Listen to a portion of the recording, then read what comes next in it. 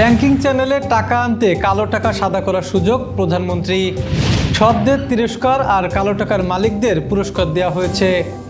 আনার হত্যায় আটক হলেন আওয়ামী লীগ নেতা গ্যাসবাবু। জবিপ্রবি ছাত্রলীগের ৮ নেতাকর্মীর বিরুদ্ধে মামলা। খাবার হোটেলে এক এসআইয়ের মাথা ফাটালেন আর এক এসআই।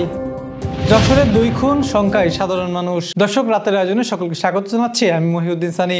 শুনছিলেন ৭ জুনের প্রধান শিরোনাম, এবার বিস্তারিত। ব্যাংকিং চ্যানেলে টাকা ফিরিয়ে আনতে বাজেটে কালো টাকা সাদা করার সুযোগ রাখা হয়েছে উল্লেখ করে প্রধানমন্ত্রী শেখ হাসিনা বলেছেন, অনেকের হাতে থাকা কালো টাকা উদ্ধার করতে বাজেটে কালো টাকা সাদা করার সুযোগ রাখা হয়েছে। শুক্রবার ঐতিহাসিক ৬ দফা দিবস উপলক্ষে রাজধানীর তেজগাঁওয়ে ঢাকা জেলা আওয়ামী লীগের কার্যালয়ে আয়োজিত আলোচনা সভায় বক্তব্য দেওয়ার সময় তিনি এসব কথা বলেন। বাজেটে কালো টাকা সাদা করতে ১৫% এবং বৈধ আয়ের উপর ৩০% কর আরোপের ফলে সৎ করদাতাদের তিরস্কার আর কালো টাকার মালিকদের পুরস্কার দেওয়া হয়েছে বলে মন্তব্য করেছেন গবেষণা প্রতিষ্ঠান সেন্টার ফর পলিসি ডায়ালগ সিপিডির নির্বাহী পরিচালক ফাহমিদা খাতুন। শুক্রবার বাজেট পরবর্তী পর্যালোচনা সভায় এই মন্তব্য করেন তিনি। এবার যশোর সহ আঞ্চলিক সংবাদ। ঝিনাইদহ ৪ আসনের সংসদ সদস্য আনোয়ারুল আজিম আনার হত্যা ঘটনায় সন্দেহভাজন হিসেবে আওয়ামী লীগ নেতা কাজী কামাল আহমেদ বাবু ওরফে গ্যাসবাবুকে আটক করেছে ডিএমপি গোয়েন্দা সংস্থা। বৃহস্পতিবার রাতে ঝিনাইদহ শহরের আদর্শপাড়া এলাকা থেকে ঢাকার ডিএমপির ডিবি পুলিশের একটি দল তাকে আটক করে। কাজী কামাল আহমেদ বাবু ঝিনাইদহ জেলা আওয়ামী লীগের ত্রাণ ও সমাজ কল্যাণ বিষয়ক সম্পাদক। এই আটকের ঘটনায় সংসদ সদস্য আনার হত্যা ঘটনায় আরও উল্লেখযোগ্য তথ্য ও মাস্টারমাইন্ডের নেপথ্যের কারিগরদের নাম বেরিয়ে আসতে পারে বলে ধারণা করা হচ্ছে। আটক বাবুর মামাতো ভাই আনার হত্যার মামলার পরিকল্পনাকারী আখতারুজ্জামান শাহীন। আনার হত্যার অন্যতম হোতা শিমুল ভূঁইয়ারও নিকটাত্মীয় বাবু।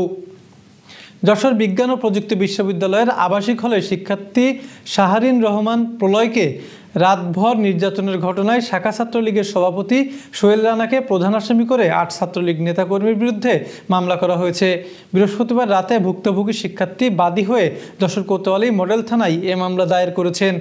এদিকে নির্যাতনের ঘটনায় লিখিত অভিযোগের প্রেক্ষিতে ইতিমধ্যে ৪ সদস্য বিশিষ্ট একটি তদন্ত কমিটি গঠন করেছে বিশ্ববিদ্যালয় প্রশাসন।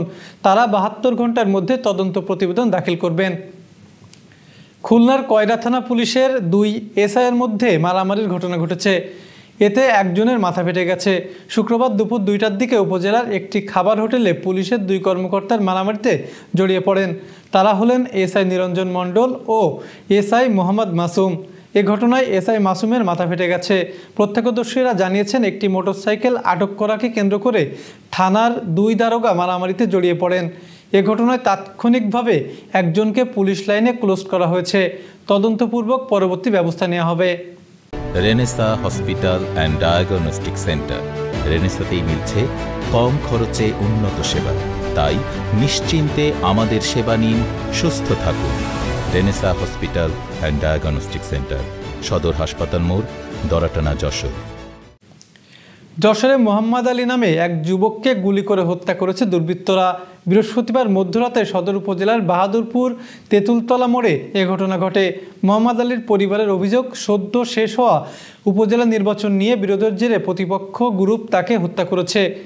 এর আগে চাষড়ায় নির্বাচনী সহিংসতার জেরে বৃহস্পতিবার সকালে সাকিব হোসেন নামে এক যুবক চিকিৎসাধীন অবস্থায় নিহত হয়।